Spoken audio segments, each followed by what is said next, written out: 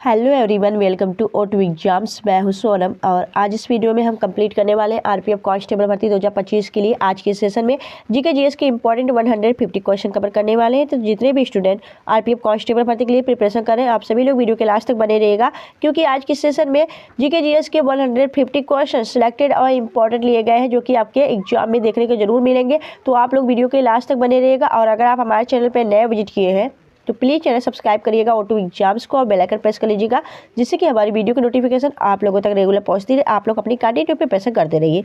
दोस्तों, आपको बता दें कि इससे पहले हमने 150 क्वेश्चन जीके जीएस के साथ महामैराथन कंप्लीट कर चुके हैं और यह आज की सेशन आप सबकी दूसरी महामैराथन है 150 क्वेश्चन के साथ।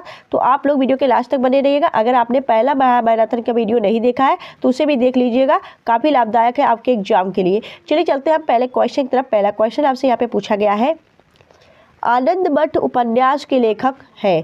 तो आनंद मठ उपन्यास के लेखक कौन है, वेरी वेरी इंपॉर्टेंट है। तो आपको बता दें, बंकिम चंद्र चटर्जी ने, जो जिन्हें हम बंकिम चंद्र चट्टोपाध्याय भी कहते हैं, इन्होंने आनंद मठ उपन्यास लिखा है। आनंद मठ उपन्यास क्यों फेमस है?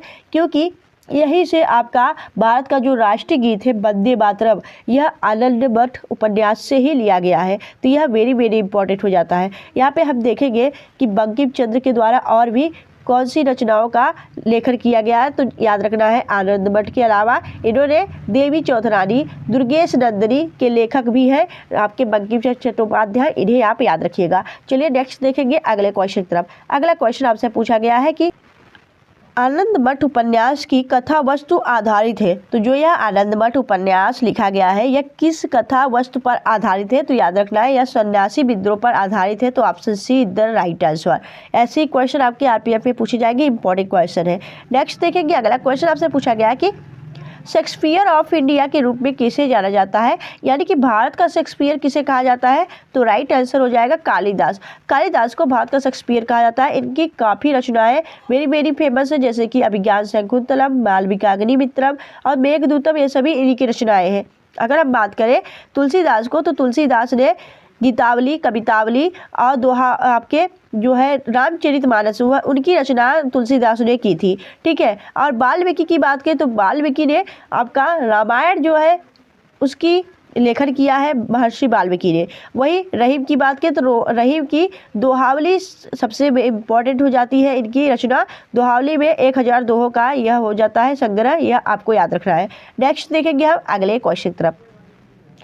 अगला क्वेश्चन आपसे पूछा गया है कि होम रूल आंदोलन किसके द्वारा चलाया गया था? तो होम रूल आंदोलन चलाया गया था उपरोक्त ए और बी दोनों के द्वारा, यानी कि एनी बेसेंट और लाला लाजपत राय के द्वारा 1916 में यह होम रूल आंदोलन चलाया गया था। ठीक है। नेक्स्ट देखेंगे अगले क्वेश्चन की तरफ।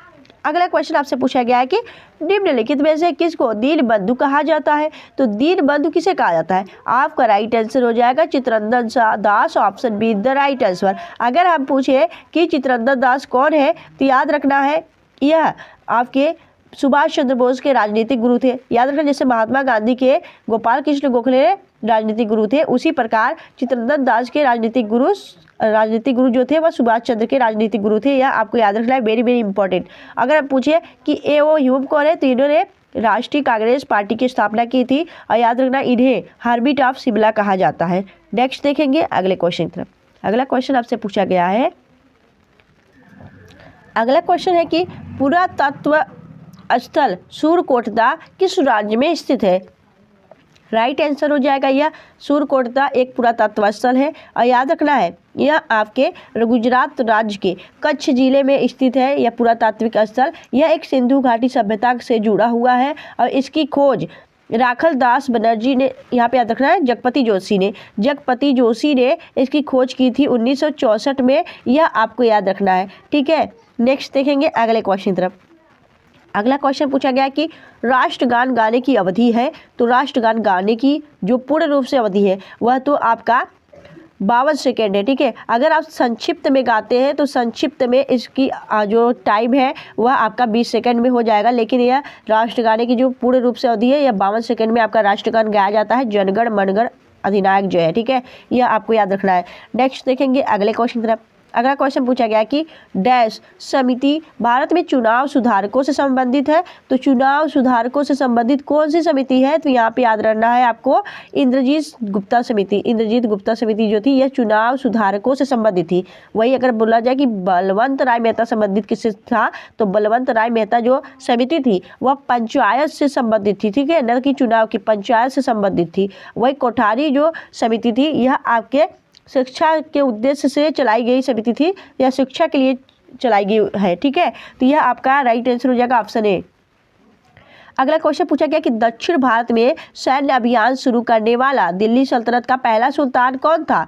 तो राइट आंसर हो जाएगा यहाँ पे हो जाएगा आपका right answer Alauddin Khilji. Option see the right answer. Alauddin Khilji ने 1200 से लेके 96 तक, ठीक है, 1200 से 96 से लेके आपका 1316 तक शासन किया था भारत पर, यह आपको याद रखना है। नेक्स्ट देखेंगे, अगला क्वेश्चन पूछा गया कि निम्नलिखित में से कौन सी पहाड़ी भारत के सबसे पूर्वी भाग में स्थित है। तो याद रखना है पटकाई बुम पहाड़ी जो कि अरुणाचल प्रदेश में पड़ती है, पर अरुणाचल प्रदेश में ही भारत में सबसे पहला सूर्य यहीं पे दिखाई देता है, यह भी याद रखना है। तो यह आपकी सबसे पूर्वी भाग में स्थित यह पहाड़ी हो जाती है। अगर बोला जाए जयंतिया पहाड़ी, गारो पहाड़ियाँ और खासी पहाड़ियाँ, यह मेघालय के अंदर पाई जाती है, यह भी यहाँ पे याद रखिएगा। नेक्स्ट देखेंगे, अगला क्वेश्चन पूछा गया कि विश्व डाक दिवस कब मनाया जाता है। तो विश्व डाक दिवस आपका 9 अक्टूबर को मनाया जाता है। नेक्स्ट देखेंगे, अगला क्वेश्चन पूछा गया कि साहित्य 2024 के नोबेल पुरस्कार से किसे सम्मानित किया गया है। तो राइट आंसर हो जाएगा यहाँ पे हांगकांग। हांगकांग की बात करें तो यह कहाँ के रहने वाले हैं, या दक्षिण कोरियाई लेखक है, और इनके 2024 का नोबेल पुरस्कार दिया गया साहित्य के क्षेत्र में। नेक्स्ट देखेंगे, अगला क्वेश्चन पूछा गया है भारतीय रिजर्व बैंक के पहले गवर्नर कौन थे। तो राइट आंसर हो जाएगा यहाँ पे ओसबॉर्न स्मिथ। भारतीय रिजर्व बैंक के या पहले गवर्नर थे, या फिर हम बोले कि भारत के या भारतीय रिजर्व बैंक के पहले ब्रिटिश गवर्नर, या दोनों आपके ओसबॉर्न स्मिथ थे। अगर आपसे पूछा जाए कि भारतीय रिजर्व बैंक के पहले भारतीय गवर्नर कौन थे, तो याद रखना है आपको सीडी देशमुख, ठीक है, यह आप याद रखिएगा। अगर आपसे पूछा जाए कि 25वें नंबर के गवर्नर कौन है आरबीआई के, तो यह शक्तिकांत दास है। लेकिन अगर पूछा जाए कि वर्तमान में भारतीय रिजर्व बैंक के गवर्नर कौन है, तो अब याद रखना है संजय मल्होत्रा जो है यह वर्तमान में आरबीआई के 26वें गवर्नर है, यह आपको याद रखना है, ठीक है, वेरी वेरी इंपॉर्टेंट है। नेक्स्ट हम देखेंगे अगले क्वेश्चन की तरफ। अगला क्वेश्चन आपका यहाँ पे दिया गया है महात्मा गांधी जी को अर्धनंगा फकीर किसने कहा था। तो राइट आंसर हो जाएगा Winston Churchill. Option B the right answer. Winston Churchill Britain का पूर्व प्रधानमंत्री था, और उन्होंने दूसरी गोलमेज सम्मेलन में गांधी जी को यह उपाधि दी थी, ठीक है। नेक्स्ट देखेंगे अगले क्वेश्चन की तरफ। अगला क्वेश्चन है कि आधुनिक आनुवांशिकी के जनक कौन है। तो आधुनिक आनुवांशिकी के जनक है Gregor John Mendel. Option A is the right answer. Next देखेंगे अगले क्वेश्चन की तरफ। अगला क्वेश्चन पूछा गया कि बैक्टीरिया की खोज किसने की थी, किस वैज्ञानिक ने की थी। तो राइट आंसर हो जाएगा लीवेनहॉक ने बैक्टीरिया की खोज की थी, यह आपको याद रखना है। रॉबर्ट कोच ने किसकी खोज की थी, तो टीबी के जीवाणु की खोज की थी। और जो आपके फंग हैं इन्हें हम विटामिन की खोज आपके सी फंग ने की थी। नेक्स्ट देखेंगे अगले क्वेश्चन की तरफ। अगला क्वेश्चन पूछा गया है कि हेमिस उत्सव किस राज्य या केंद्र शासित प्रदेश में मनाया जाता है। तो हेमिस उत्सव आपके लद्दाख में मनाया जाता है, ठीक है। हेमिस नेशनल पार्क भी यही लद्दाख में स्थित है, और हेमिस मठ भी आपके लद्दाख में ही स्थित है। तो Ladakh is the right answer. Next देखेंगे अगले क्वेश्चन की तरफ। अगला क्वेश्चन पूछा गया कि वर्तमान में भारतीय संविधान में कुल कितनी अनुसूचियां हैं। तो भारतीय संविधान में जब आपका लागू किया गया था तो उस समय 8 अनुसूचियां थी, लेकिन अब वर्तमान में कुल 12 अनुसूचियां हैं। तो 12 आपका राइट आंसर हो जाएगा ऑप्शन सी। नेक्स्ट देखेंगे अगला क्वेश्चन आपका है कि भारतीय संविधान की 8वीं अनुसूची का संबंध है। तो जो भारतीय अनुसूची है आपका भारतीय संविधान में 8वीं अनुसूची वह आपके भाषाओं से संबंधित है। तो option see the right answer. और जो 10वीं अनुसूची है वह दल बदल के आधार पर अयोग्य घोषित करने के संबंधित है। नेक्स्ट देखेंगे अगले क्वेश्चन की तरफ। अगला क्वेश्चन है कि भारतीय संविधान के किन अनुच्छेदों में नागरिकता संबंधित प्रावधान दिए गए हैं। तो राइट आंसर हो जाएगा अनुच्छेद 5 से लेके 11 तक आपके नागरिकता से यानी सिटीजनशिप से संबंधित है। यह आपका अनुच्छेद याद रखना है। यह जो नागरिकता है हमने नागरिकता, कैसी नागरिकता रखते हैं आपके भारतीय संविधान में, तो एकल नागरिकता का प्रावधान है, यानी सिंगल सिटीजनशिप का प्रावधान है। नेक्स्ट देखेंगे अगले क्वेश्चन की तरफ। अगला क्वेश्चन आपसे पूछा गया है, अगला क्वेश्चन पूछा गया है कि भारतीय संविधान निम्नलिखित में से कौन सी नागरिकता प्रदान करता है। तो अभी हमने बताया भारतीय संविधान में आपका एकल नागरिकता का प्रावधान है, जो कि हमने ब्रिटेन से आपका अडॉप्ट किया है। नेक्स्ट देखेंगे अगले क्वेश्चन की तरफ। अगला क्वेश्चन पूछा गया कि वॉकिंग विद द कॉमरेड पुस्तक के लेखक कौन है। तो राइट आंसर हो जाएगा Arundhati Roy. Walking with the comrade पुस्तक की लेखक है। और याद रखना अरुंधति रॉय की जो एक और पुस्तक है 1997 उसे मैन बुकर पुरस्कार से सम्मानित किया गया था। याद रखना है कौन सी पुस्तक, तो आपको याद रखना है the God of small things. ठीक है, नेक्स्ट देखेंगे अगला क्वेश्चन आपका है, पंजाब का कौन सा लोक नृत्य मुख्यतः महिलाओं द्वारा किया जाने वाला नृत्य है। तो पंजाब में गिद्धा जो है नृत्य वह महिलाओं द्वारा किया जाता है। ठीक है, महिला द्वारा। वहीं पुरुष कौन सा नृत्य करते हैं, तो पुरुष द्वारा आपका भांगड़ा किया जाता है, यह भी आप याद रखना है। नेक्स्ट देखेंगे अगले क्वेश्चन की तरफ। अगली क्वेश्चन आपका दिया गया है कि प्लासी की लड़ाई डैश में लड़ी गई थी। तो याद रखना है प्लासी की लड़ाई 1757 में लड़ी गई थी। और यह किसके बीच लड़ी गई थी, यह भी आपको याद रखना है। तो यह याद रखना है कि नवाब सिराजुद्दौला, जो कि बंगाल का नवाब था सिराजुद्दौला, और उसका सहयोगी जो फ्रांसीसी थे आपके ब्रिटिश ईस्ट इंडिया कंपनी के द्वारा रॉबर्ट क्लाइव ने नेतृत्व किया था। तो इन दोनों के बीच यह लड़ाई हुई थी, यह आपको याद रखना है। और जो सिराजुद्दौला था नवाब आपका बंगाल का, उसका जो एक सेनापति था मीर जाफर, उसने यही आपका पक्षपात किया था, दल बदल किया था। नेक्स्ट देखेंगे अगले क्वेश्चन की तरफ। अगला क्वेश्चन आपका है कि 1873 में किसने सत्यशोधक समाज की स्थापना की। तो राइट आंसर हो जाएगा ज्योतिबा फूले ने सत्यशोधक समाज की स्थापना की थी। और इनकी पुस्तक याद रखना है, इनकी जो पुस्तक है वह है गुलामगिरी, यह भी वेरी वेरी फेमस है। ठीक है, यह बुक है इनकी। नेक्स्ट देखेंगे अगले क्वेश्चन की तरफ।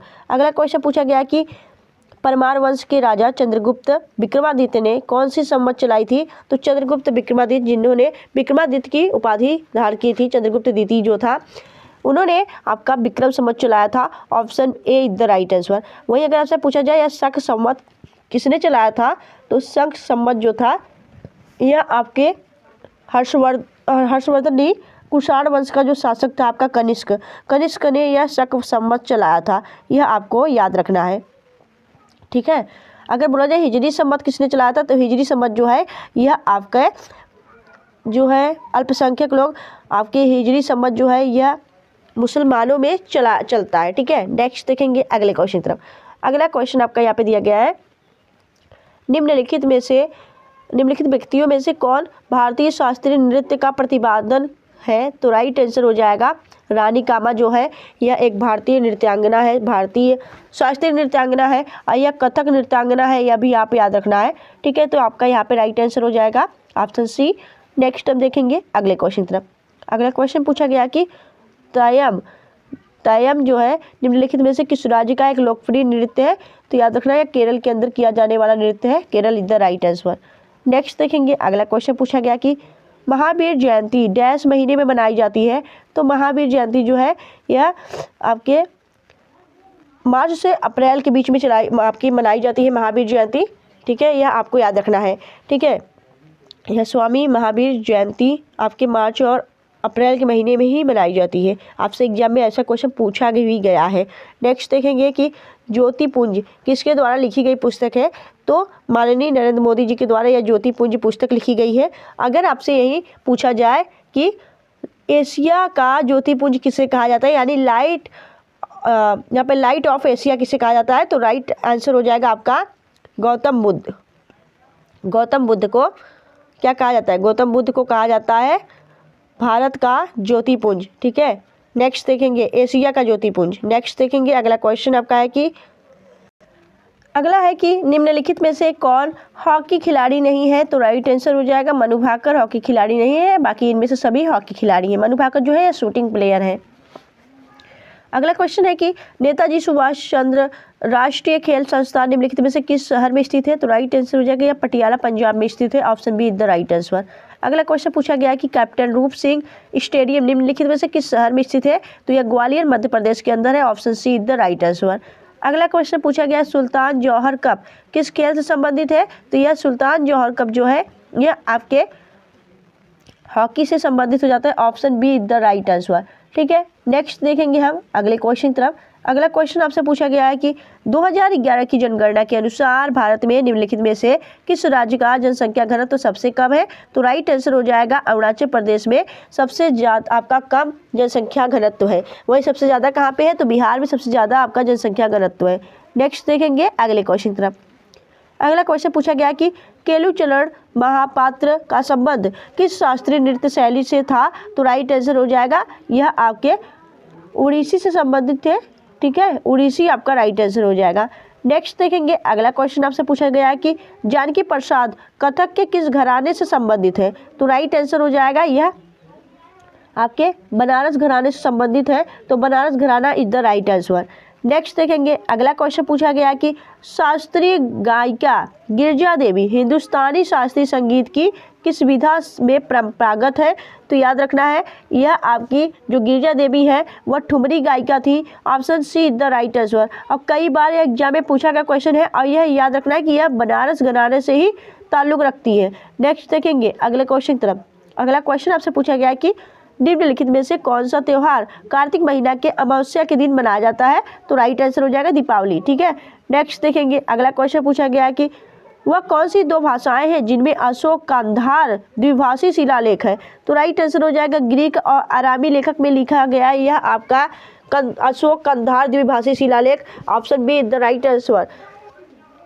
नेक्स्ट देखेंगे अगला क्वेश्चन पूछा गया कि तमिलनाडु का जल्लीकट्टू जो खेल है वह संबंधित है किससे? तो राइट आंसर हो जाएगा यह सांडों की लड़ाई से संबंधित है जल्लीकट्टू त्यौहार, जो कि तमिलनाडु का एक फेमस त्यौहार है। नेक्स्ट देखेंगे अगला क्वेश्चन पूछा गया है भारतीय विज्ञान संस्थान कहाँ पर स्थित है? तो भारतीय विज्ञान संस्थान बेंगलुरु में स्थित है। Bengaluru option B the right answer. Next देखेंगे अगला क्वेश्चन आपका पूछा गया सलार जंग म्यूजियम कहाँ पर स्थित है? सलार जंग म्यूजियम आपके अहमदाबाद या फिर हैदराबाद में स्थित है आपका सलार जंग म्यूजियम। ठीक है, गोलकुंडा का किला भी आपके हैदराबाद में ही स्थित है। नेक्स्ट देखेंगे अगले क्वेश्चन की तरफ। अगला क्वेश्चन आपसे पूछा गया है अगला क्वेश्चन है कि मेकिंग इंडिया ऑसम पुस्तक के लेखक कौन है? तो राइट आंसर हो जाएगा चेतन भगत जो है इन्होंने मेकिंग इंडिया ऑसम पुस्तक लिखी है। चेतन भगत एक फेमस राइटर है और काफ़ी चर्चा में भी रहते हैं। इनके द्वारा और भी लिखी पुस्तक जैसे हो जाती है रिवॉल्यूशन 2020, 5 पॉइंट्स, समवन, 4 डेज और 3 mistake of my life, one Indian girl, यह सभी पुस्तक आपके चेतन भगत की है। नेक्स्ट देखेंगे अगला क्वेश्चन पूछा गया है निम्नलिखित में से कौन सा टूर्नामेंट हॉकी से संबंधित है? तो राइट आंसर हो जाएगा हॉकी से आपका रंगास्वामी कप संबंधित है। नेक्स्ट देखेंगे अगला क्वेश्चन पूछा गया इंटरनेशनल कोर्ट ऑफ जस्टिस का हेडक्वार्टर कहाँ स्थित है? तो राइट आंसर हो जाएगा यह आपके द हेग में स्थित है। द हेग आपके नीदरलैंड में स्थित एक शहर है, वहीं पे आपका इंटरनेशनल कोर्ट ऑफ जस्टिस का हेडक्वार्टर स्थित है। नेक्स्ट देखेंगे अगला क्वेश्चन आपसे पूछा गया है निम्नलिखित में से कौन नोबेल पुरस्कार विजेता नहीं है? तो राइट आंसर हो जाएगा महात्मा गांधी। महात्मा गांधी को कई बार नॉमिनेट किया गया था शांति का नोबेल पुरस्कार देने के लिए, लेकिन अब तक महात्मा गांधी को किसी भी नोबेल पुरस्कार से सम्मानित नहीं किया गया है। यहाँ पे देखेंगे नोबेल पुरस्कार संस्थापक अल्फ्रेड नोबल है और प्रथम बार 1901 में दिया गया था। अगर हम बात करें प्रथम महिला कौन है नोबेल पुरस्कार पाने वाली, तो मैडम क्यूरी को प्रथम महिला आपकी यह नोबेल पुरस्कार विजेता हो जाती है मैडम क्यूरी। और प्रथम भारतीय नागरिक की बात करें तो रविन्द्रनाथ टैगोर को गीतांजलि पुस्तक के लिए दिया गया था साहित्य का नोबेल पुरस्कार। नेक्स्ट देखेंगे अगले क्वेश्चन की तरफ। अगला क्वेश्चन है कि डेनमार्क का संसद का क्या नाम है? तो डेनमार्क की संसद का नाम है फॉल्केटिंग। ऑप्शन यहाँ पे सी द राइट आंसर। ठीक है, नेक्स्ट देखेंगे हम अगले क्वेश्चन की तरफ। अगला क्वेश्चन पूछा गया है कि केंद्रीय धान अनुसंधान संस्थान इनमें से किस शहर में स्थित है? केंद्रीय धान अनुसंधान की बात करें तो यह कटक में स्थित है और यहीं पे आपका राष्ट्रीय चावल अनुसंधान संस्थान भी स्थित है, कटक, जो कि आपके उड़ीसा में पड़ता है। नेक्स्ट देखेंगे अगला क्वेश्चन पूछा गया कि एशियाटिक सोसाइटी ऑफ बंगाल की स्थापना किसने की थी? तो राइट आंसर हो जाएगा यहाँ पे विलियम जॉन्स ने की थी। विलियम जॉन्स ने एशियाटिक सोसाइटी ऑफ बंगाल की स्थापना कोलकाता में स्थित फोर्ट विलियम कॉलेज के अंदर की थी। यह भी आपको याद रखना है 1784 में। नेक्स्ट देखेंगे अगले क्वेश्चन की तरफ। अगला क्वेश्चन आपसे पूछा गया कि महात्मा गांधी ने अपना पहला जनभाषण यानी जो पब्लिक स्पीच था वह कहाँ दिए थे? तो राइट आंसर हो जाएगा वाराणसी में दिए थे, जब आपका बीएचयू स्थापना हो रहा था। बीएचयू के 1906 आपके 6 में बीएचयू स्थापना के दौरान उन्होंने यह आपका जनभाषण दिया था, पब्लिक स्पीच। यह आपको याद रखना है। नेक्स्ट देखेंगे अगला क्वेश्चन आपसे पूछा जाएगा कि चित्तौड़गढ़ किस वंश की राजधानी थी? तो चित्तौड़गढ़ सिसोदिया वंश की राजधानी थी। नेक्स्ट देखेंगे अगला क्वेश्चन आपसे पूछा गया है रेडियोधर्मिता की खोज किसने की थी? तो रेडियोधर्मिता की खोज जो की थी वह किए थे हेनरी बैकरूल ने। Option A is the right answer. Next देखेंगे हम अगले क्वेश्चन की तरफ। अगला क्वेश्चन आपसे पूछा गया है भारतीय मैकियावेली किसे कहा जाता है? तो जो भारतीय मैकियावेली कहा जाता है वह आपके कौटिल्य को कहा जाता है। कौटिल्य जिन्हें हम चाणक्य या फिर विष्णुगुप्त के नाम से भी जानते हैं, इनकी पुस्तक है अर्थशास्त्र। नेक्स्ट देखेंगे अगले क्वेश्चन की तरफ। अगला क्वेश्चन आपसे यहाँ पे पूछा गया है। अगला क्वेश्चन है कि 1956 में राज्यों का पुनर्गठन करने से कितने राज्यों और कितने संघ राज्य क्षेत्र बने? तो राइट आंसर हो जाएगा 14 राज्य और 6 केंद्र शासित प्रदेश बने थे जब आपका राज्यों का पुनर्गठन किया गया था 1956 में। नेक्स्ट देखेंगे अगला क्वेश्चन पूछेंगे कि किस हड़प्पा कालीन स्थल से पुजारी की प्रशस्त्र मूर्ति प्राप्त हुई थी? यानी पत्थर की जो मूर्ति मिली थी आपके पुजारी की, वह किस हड़प्पा कालीन स्थल से मिली थी? तो राइट आंसर हो जाएगा मोहनजोदड़ो से यह प्राप्त हुई थी। मोहनजोदड़ो की बात करें तो इसे मृतकों का टीला भी कहा जाता है। इसका अर्थ ही होता है मृतकों का टीला, मोहनजोदड़ो का अर्थ है। और आपको बता दें मोहनजोदड़ो की जो खोज की थी वह राखल दास बनर्जी ने की थी। कब की थी? तो 1922 में की गई थी। ठीक है, यह भी आप याद रखिएगा। नेक्स्ट देखेंगे हम अगले क्वेश्चन की तरफ। अगला क्वेश्चन पूछा गया है भारत में किस राज्य में राष्ट्रीय जल क्रीड़ा यानी कि नेशनल वाटर इंस्टीट्यूट संस्थान स्थित है? तो राइट आंसर हो जाएगा यह गोवा में स्थित है। तो option B is the right answer. Next देखेंगे अगले क्वेश्चन की तरफ। अगला क्वेश्चन आपसे पूछा। अगला क्वेश्चन है निम्नलिखित में से किस नदी की सहायक नदी स्पीति नदी है? तो राइट आंसर हो जाएगा आपका सतलुज। ठीक है, सतलुज आपका राइट आंसर हो जाएगा यहाँ पे, ऑप्शन सी। नेक्स्ट देखेंगे अगले क्वेश्चन तरफ। अगला क्वेश्चन आपसे पूछा गया कि निम्नलिखित में से कौन विज्ञान और प्रौद्योगिकी क्षेत्र में योगदान के लिए यह एक पुरस्कार है? तो राइट आंसर हो जाएगा शांति स्वरूप भटनागर पुरस्कार। यह विज्ञान और प्रौद्योगिकी क्षेत्र में दिया जाने वाला एक योगदान पुरस्कार है। और भारत में शोध प्रयोगशालाओं का जनक SS भटनागर को माना जाता है। यह भी आप याद रखिएगा। ठीक है, इसलिए इनके नाम पर ही यह दिया जाने वाला पुरस्कार है। क्वेश्चन आपसे पूछा गया है कि भारत सरकार का कौन सा अधिकारी सदस्य न होते हुए भी भारतीय संसद की कार्यवाही में भाग लेने का अधिकार रखता है? राइट आंसर हो जाएगा अटॉर्नी जनरल। जो भारत का महान्यायवादी होता है वह आपका भारत सरकार का एक सर्वोच्च अधिकारी होता है, एक सर्वोच्च कानून अधिकारी होता है। ठीक है, यह आपको याद रखना है। यह आर्टिकल जो अटॉर्नी जनरल का पदवी है वह आर्टिकल आपके 76 के अंतर्गत आता है। अगला क्वेश्चन आपसे पूछा गया कि आत्मकथा ए फैशन फॉर डांस किसकी आत्मकथा है? तो राइट आंसर हो जाएगा Yamini Krishnamurthy. Option D the right answer. यह आपको याद रखना है। ठीक है, ए फैशन फॉर डांस यह एक ऑटोबायोग्राफी है। ठीक है, नेक्स्ट देखेंगे हम अगले क्वेश्चन की तरफ। अगला क्वेश्चन आपसे पूछा गया है कि हिम तेंदुआ को किस देश ने राष्ट्रीय प्रतीक घोषित किया है? तो राइट आंसर हो जाएगा किर्गिस्तान ने हिम तेंदुआ जो आपका स्नो लेपर्ड है उसको आपका अपना राष्ट्रीय प्रतीक घोषित किया है। नेक्स्ट देखेंगे हम अगले क्वेश्चन की तरफ। अगला क्वेश्चन आपसे पूछा गया है भारत में किस राज्य की सबसे लंबी तटरेखा है? तो गुजरात राज्य की सबसे लंबी तटरेखा है, यह आपको याद रखना है। ठीक है, नेक्स्ट देखेंगे अगला क्वेश्चन आपसे पूछा गया है। वहीं हम देख लेते हैं कि विश्व की जो सबसे लंबी तटरेखा है वह कनाडा की है। हिंद महासागरीय देशों में सबसे लंबी तटरेखा भारत की हो जाती है। वहीं भारत के राज्यों की बात की जा रही है तो भारत के राज्यों में और केंद्र शासित प्रदेशों में सबसे ज़्यादा जो तटरेखा है वह अंडमान निकोबार की है। ठीक है, नेक्स्ट देखेंगे अगले क्वेश्चन की तरफ। अगला क्वेश्चन पूछा गया कि महमूद गजनवी किस वंश का शासक था? तो यह आपके यामनी वंश का शासक था महमूद गजनबी। महमूद गजनबी की बात करें, इन्होंने कई आक्रमण किए भारत पर। यामनी वंश के संस्थापक जो थे वह यहाँ पे सुबुक्तगीन थे, ठीक है। और महमूद गजनबी ने 17 बार आक्रमण किए थे आपकी भारत पर। 16वां आक्रमण जो था 1025 में वह सोमनाथ मंदिर पर किया गया आक्रमण था। वहीं 17वां आक्रमण 1027 में आपके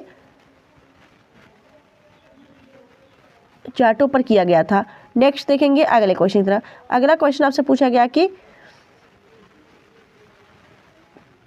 भारत के निम्नलिखित गवर्नर जनरल में से कौन सी सती सुधारक के लिए प्रसिद्ध है? तो राइट आंसर हो जाएगा आपका लॉर्ड विलियम बेंटिक जो थे वह सती प्रथा के लिए वेरी इंपॉर्टेंट थे, क्योंकि इन्हीं के कार्यकाल में सती प्रथा का अंत हुआ था। इन्होंने भी सहयोग किया था। यहाँ पे देखेंगे सती प्रथा का जो उल्लेख है वह किस बुक में मिलता है? तो महाभारत में सती प्रथा का उल्लेख मिलता है। वही सती प्रथा जो है उसका पहला अभिलेख ही प्रमाण मिला था कहाँ पर? एरड़, जो कि आपके 510 में भानुगुप्त का यह एरड़ अभिलेख है। यहाँ पे सती प्रथा का पहला आपका प्रमाण मिलता है। वही सती प्रथा को किस मुगल शासक ने बैन किया था? तो अकबर ने बैन किया था। सती प्रथा को किस पुर्तगाली वायसराय ने बैन किया? तो अल्बुकर्क ने बैन किया। सती प्रथा का अंत 1829 में किसके प्रयासों से हुआ? तो राजा राम मोहन राय के प्रयासों से हुआ। सती प्रथा के अंत के समय गवर्नर जनरल कौन था? तो विलियम बेंटिक था। यह वेरी इंपॉर्टेंट है आपके सती प्रथा से संबंधित प्रश्न। नेक्स्ट देखेंगे अगले क्वेश्चन की तरफ। अगला क्वेश्चन पूछा गया है कि गांधी जी किस गोलमेज सम्मेलन में भाग लेने के लिए लंदन गए थे? तो राइट आंसर हो जाएगा द्वितीय गोलमेज सम्मेलन में भाग लेने के लिए लंदन गए थे। वहीं पे विंस्टन चर्चिल जो कि ब्रिटेन का पूर्व प्रधानमंत्री था, इन्हें नंगा फकीर आपका एक उपाधि दी थी, ठीक है, याद रखना है। और 3 गोलमेज सम्मेलन लगातार हुए। और आपसे पूछा जाता है कि तीनों गोलमेज सम्मेलन में भाग लेने वाले एकमात्र व्यक्ति कौन थे? तो वह थे BN राव यानी डॉक्टर भीमराव अंबेडकर, ठीक है, डॉक्टर भीमराव अंबेडकर। और द्वितीय गोलमेज सम्मेलन खाली एक ऐसा गोलमेज सम्मेलन था जिसमें आपके महात्मा गांधी ने हिस्सा लिया था। नेक्स्ट देखेंगे अगले क्वेश्चन तरफ। अगला क्वेश्चन पूछा गया कि निम्नलिखित में से कौन सा एक सही सुमेलित नहीं है? तो जहांगीर के शासनकाल में विलियम हॉकिंस आया था, ठीक है। अकबर के शासनकाल में सर टॉमस रो आया था, या फिर शाहजहां के कार्यकाल में रेवेनियर आया था, या औरंगजेब के शासनकाल में मनुची आया था। तो कौन सा इसमें से एक सही सुमेलित है ये आपने बताना है।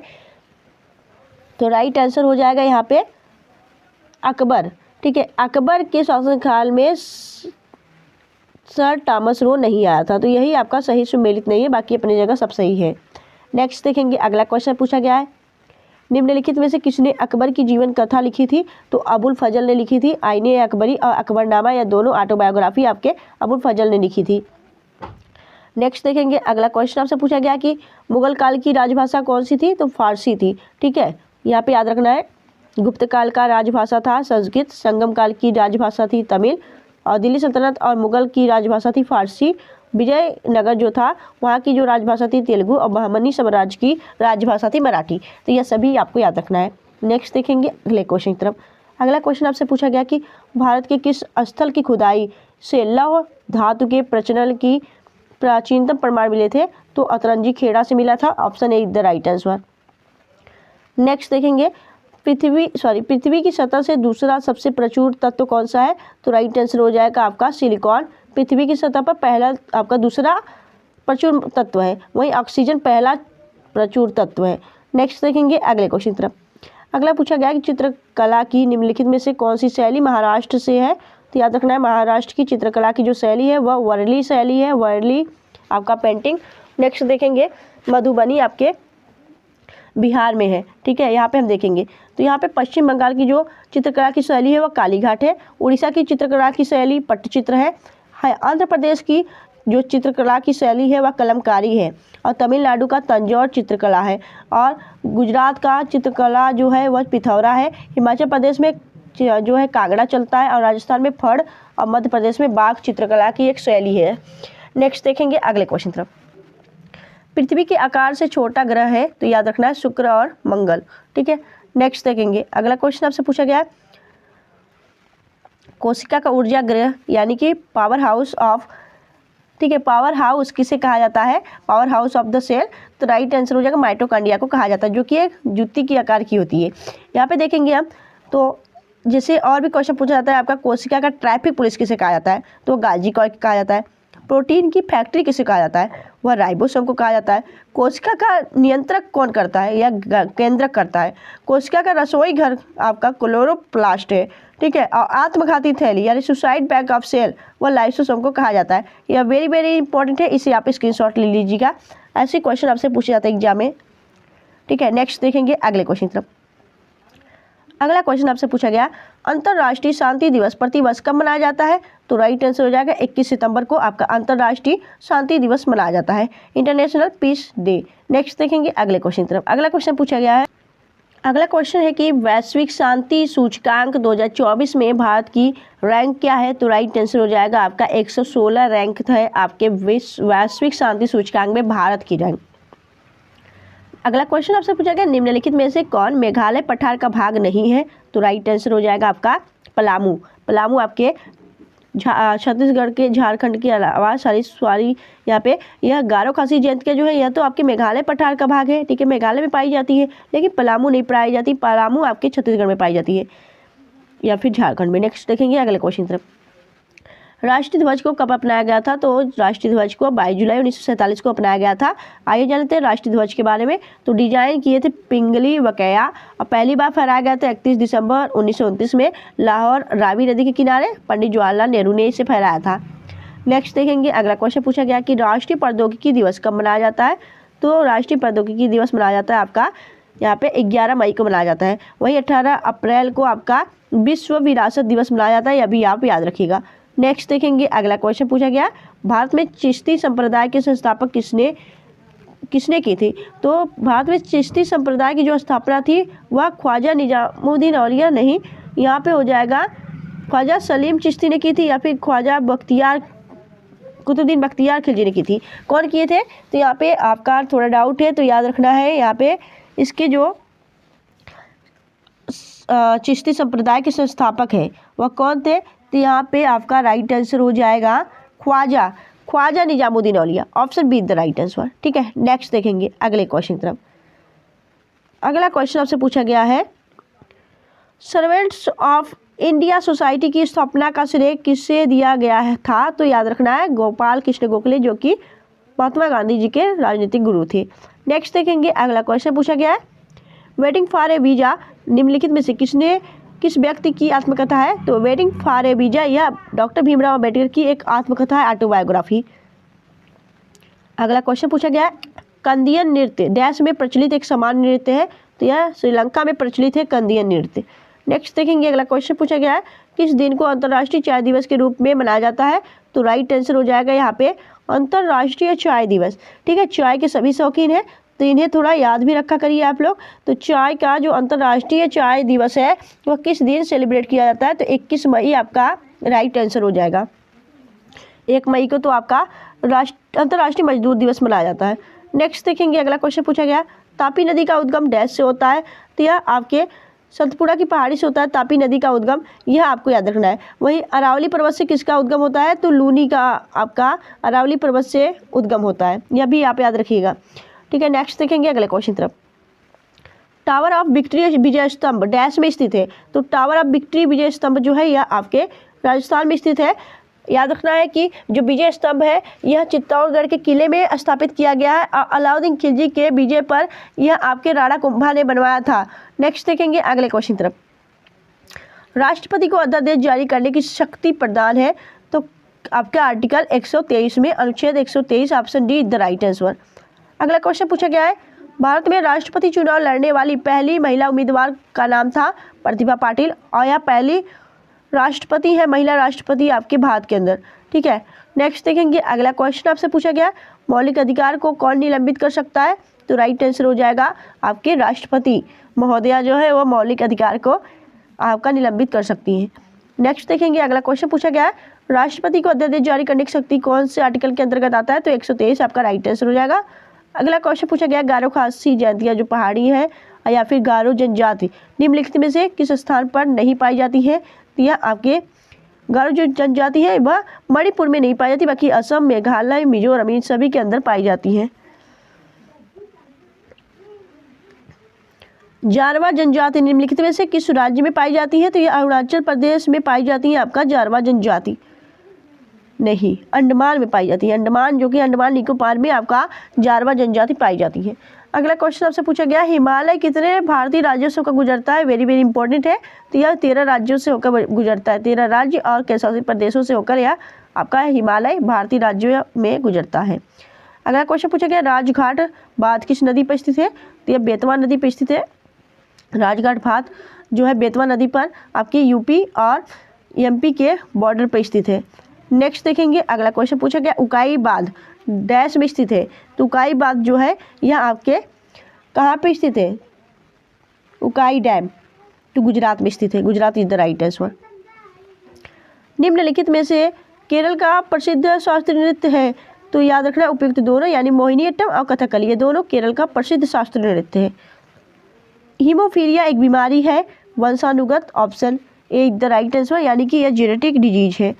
नेक्स्ट देखेंगे, अगला क्वेश्चन आपसे पूछा गया कि उत्तर प्रदेश को प्राचीन काल में किस नाम से जाना जाता था? तो संयुक्त प्रांत कहा जाता था उत्तर प्रदेश को। बैक्टीरियोफेज की खोज किसने की थी? तो बैक्टीरियो की फेज जो था बैक्टीरियोफेज, उसकी खोज फ्रेडरिक विलियम टॉल्ट और फेलिक्स डी हेरेले ने की थी। सीएनजी का पूर्ण रूप क्या है? तो कंप्रेस्ड नेचुरल गैस सीएनजी का पूर्ण रूप है। अगला क्वेश्चन आपसे पूछा गया, किसके शासनकाल में फायान भारत आया था? तो राइट आंसर हो जाएगा चंद्रगुप्त द्वितीय के दरबार में, जिन्होंने विक्रमादित्य की उपाधि धारण की थी, उन्हीं के शासनकाल में फायान भारत आया था। ये आपको याद रखना। प्रसिद्ध चीनी तीर्थयात्री है फायान, चंद्रगुप्त द्वितीय के शासनकाल में भारत आया था, यह आपको नोटिस करना है।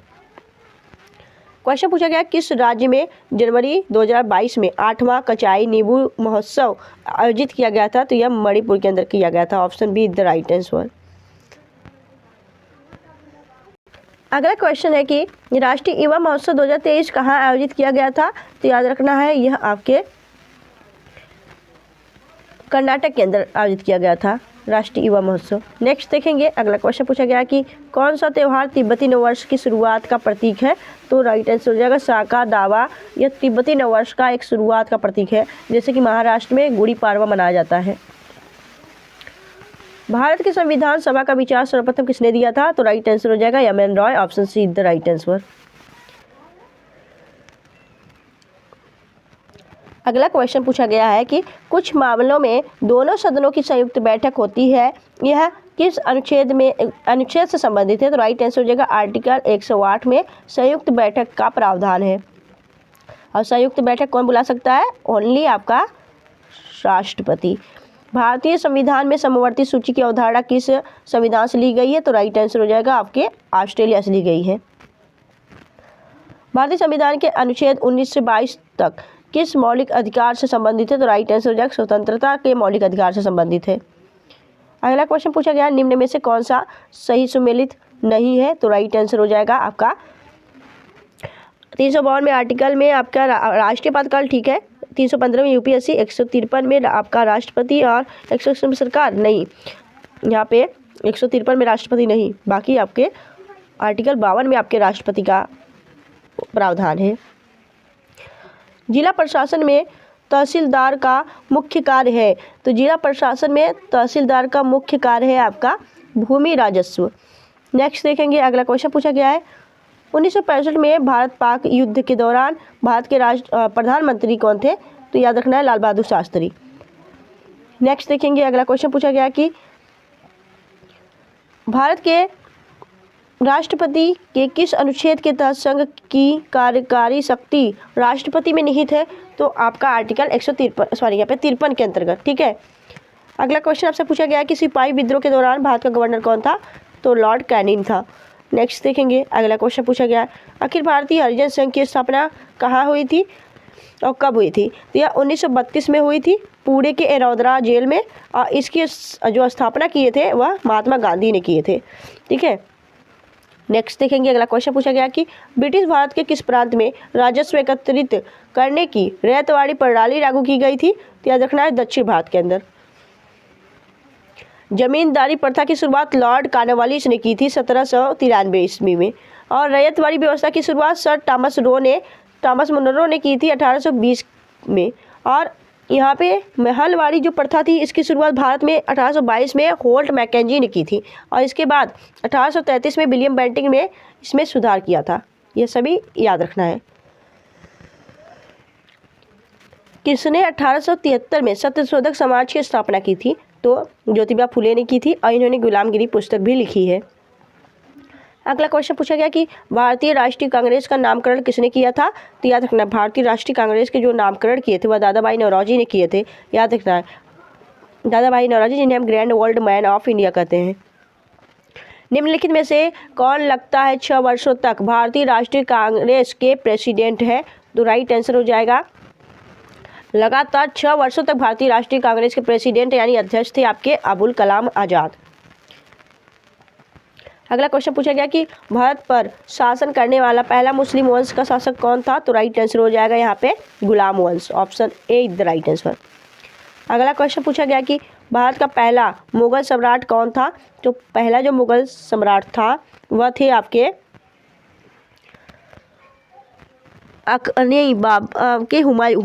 बाबर जो था वह भारत पर पहला मुगल सम्राट था। ठीक है, इन्होंने मुगल वंश की नींव रखी थी। अगला क्वेश्चन पूछा गया कि कवि कालिदास और खगोल शास्त्री आर्यभट्ट किस भारतीय शासक के दरबार में उपस्थित थे? तो याद रखना है, चंद्रगुप्त द्वितीय के दरबार में रहा करते थे कालिदास और आर्यभट्ट। पानीपत की दूसरी लड़ाई किन 2 शासकों के बीच लड़ी गई थी? तो राइट आंसर हो जाएगा, अकबर और हेमू के बीच लड़ी गई थी आपका पानीपत की द्वितीय लड़ाई। संगम राजवंश की स्थापना किसने की थी? तो याद रखना, हरिहर और बुक्का ने की थी संगम राजवंश की स्थापना। विद्या का प्राचीन केंद्र नालंदा विश्वविद्यालय को किसने ध्वस्त किया था? तो अलाउद्दीन खिलजी ने नहीं, बख्तियार खिलजी ने किया था। ठीक है, बख्तियार खिलजी, अलाउद्दीन खिलजी में ऐसे ही डाउट नहीं होना है जैसे हम डाउट हो रहे हैं। तो यहाँ पे Bakhtiyar Khilji is the right answer. अगला क्वेश्चन पूछा गया खुदाई खिदमतगार संस्थान की स्थापना किसने की थी? तो राइट आंसर हो जाएगा अब्दुल गफ्फार खान। ठीक है, नेक्स्ट देखेंगे अगले क्वेश्चन की तरफ। अगला क्वेश्चन पूछा गया कि संविधान के किस अनुच्छेद के तहत प्रधानमंत्री की नियुक्ति की गई जाती है? तो राइट आंसर हो जाएगा आर्टिकल 75 के तहत।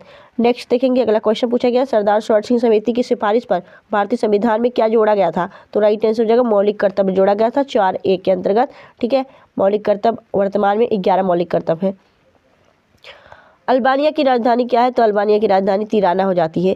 ठीक है, नेक्स्ट देखेंगे अगला क्वेश्चन पूछा गया है चिकित्सा विज्ञान के जनक कौन है? तो हिप्पोक्रेटस चिकित्सा विज्ञान के जनक माने जाते हैं। अमुक्तमाल्यद पुस्तक किसके द्वारा लिखी गई है? तो यह कृष्णदेव राय के द्वारा लिखी गई है, यह तेलुगु महाकाव्य है। कोनेरू हम्पी किस खेल से संबंधित है? तो यह शतरंज प्लेयर हो जाती है कोनेरू हम्पी। गुरु ग्रंथ साहिब डैश का पवित्र ग्रंथ है? तो राइट आंसर हो जाएगा यह सिख धर्म का पवित्र ग्रंथ हो जाता है गुरु ग्रंथ साहिब। पंचायती राज व्यवस्था का निर्माण किस राजवंश के द्वारा पंचायती राज व्यवस्था का निर्माण किस संशोधन द्वारा किया गया था? तो यह याद रखना है आपका, यह जो पंचायती राज व्यवस्था है इसका जो आपका संशोधन करके जोड़ा गया था, कौन सा संविधान संशोधन था ये आपसे पूछा जा रहा है। तो राइट आंसर हो जाएगा आपका 73वां संविधान संशोधन 1952, option A is the right answer, is the right answer. Next देखेंगे अगला क्वेश्चन आपसे पूछा गया लोध जलप्रपात डैश राज्य में स्थित है? तो जो यह लोध जलप्रपात है यह आपके कहाँ पे स्थित है यह आपने बताना है। तो यह छत्तीसगढ़ के अंदर स्थित है, आपका राइट आंसर हो जाएगा छत्तीसगढ़, ऑप्शन ए। नेक्स्ट देखेंगे अगला क्वेश्चन पूछा गया है कि ओलंपिक ध्वज पहली बार किस वर्ष फहराया गया था? तो 1920 में फहराया गया था जो आपका ओलंपिक फ्लैग है। नेक्स्ट देखेंगे अगला क्वेश्चन पूछा गया है कि विश्व रक्तदान दिवस कब मनाया जाता है? 14 जून को मनाया जाता है विश्व रक्तदान दिवस, और 22 अप्रैल को मनाया जाता है आपका पृथ्वी दिवस। ठीक है, नेक्स्ट देखेंगे अगला क्वेश्चन आपसे पूछा गया है कि पातालपुरी साहिब गुरुद्वारा डैश नदी के तट पर स्थित है? तो यह सतलुज नदी के तट पर स्थित है, हिमाचल प्रदेश के अंदर पाया जाता है आपका पातालपुरी साहिब गुरुद्वारा। नेक्स्ट देखेंगे अगला क्वेश्चन पूछा गया कि भारत में राष्ट्रीय सिविल सेवा दिवस कब मनाया जाता है? तो यह 21 अप्रैल को मनाया जाता है सिविल सेवा दिवस। अगला क्वेश्चन पूछा गया कि भारत के भारत की पहली बुलेट ट्रेन डैश के बीच चलने के लिए प्रस्तावित है। तो पहली जो बुलेट ट्रेन आपके भारत के अंदर चलेगी वह आपके वाराणसी अहमदाबाद से मुंबई के अंदर चलेगी, अहमदाबाद से मुंबई को जोड़ेगी। नेक्स्ट देखेंगे, अगला क्वेश्चन आपसे पूछा गया कि मुगल बादशाह बाबर का वास्तविक नाम क्या था। तो याद रखना है जहीरुद्दीन मोहम्मद अकबर उसका पूरा नाम था। ठीक है। नेक्स्ट देखेंगे, अगला क्वेश्चन आपसे पूछा गया कि भारतीय संविधान का कौन सा अनुच्छेद स्पष्ट रूप से यह प्रावधान करता है कि राष्ट्रपति पुनः निर्वाचित होने के लिए पात्र है। तो यह आर्टिकल आपका 57 बोलता है। अगला क्वेश्चन पूछा गया कि प्रसिद्ध तराना गायक पंडित रत्न मोहन शर्मा किस घराने से संबंधित है। तो राइट आंसर हो जाएगा यह संबंधित है आपके मेवाती घराने से, option D the right answer. अगला क्वेश्चन पूछा गया थर्मस फ्लास्क के आविष्कारक है। तो राइट आंसर हो जाएगा यहाँ पे James Dewar, option A the right answer. अगला क्वेश्चन पूछा गया पेचिश रोग के लिए उत्तरदायी प्रोटोजोआ है। तो राइट आंसर हो जाएगा एंट अमीबा। नेक्स्ट क्वेश्चन है वह व्यक्ति जो समीप के वस्तु स्पष्ट देख सकता है किंतु दूर की वस्तुएं सही नहीं देख सकता, वह उसमें दृष्टि दोष का रोगी है वह। तो याद रखना है वह आपके निकट दृष्टि दोष का दोषी है, क्योंकि उसे आपका ठीक है, क्योंकि उसे पास की वस्तु दिखाई दे रही, दूर की वस्तुएं नहीं दिखाई दे रही, तो वह मायोपिया है उसे, यानी निकट दृष्टि दोष। और इसमें आपके चश्मे में अवतल लेंस लगाया जाता है, और दूर की दृष्टि में दोष में जिसे हम हाइपरमाइट्रोपिया कहते हैं उसमें आपके उत्तल लेंस लगाया जाता है। तो यह दोनों आपको याद रखने हैं। तो आज की सेशन आपको कैसी लगी प्लीज़ आप हमें कमेंट करके जो बताइएगा। आज हमारी थोड़ी तबीयत ख़राब थी इसलिए हमने सही से नहीं पढ़ा पाया। तो ये आज की सेशन बिल्कुल आपको कैसा लगा आप हमें कमेंट करके जो बताइएगा। अगर आपको वीडियो अच्छी लगी हो, हेल्पफुल लगी हो, अपनी सोना मैम की मेहनत अच्छी लगी हो तो प्लीज़ वीडियो को लाइक और चैनल सब्सक्राइब जो करिएगा। मिलेंगे आपसे नेक्स्ट वीडियो में ऐसी बेस्ट कंटेंट के साथ। तब तक के लिए bye bye and thanks for watching, keep smiling.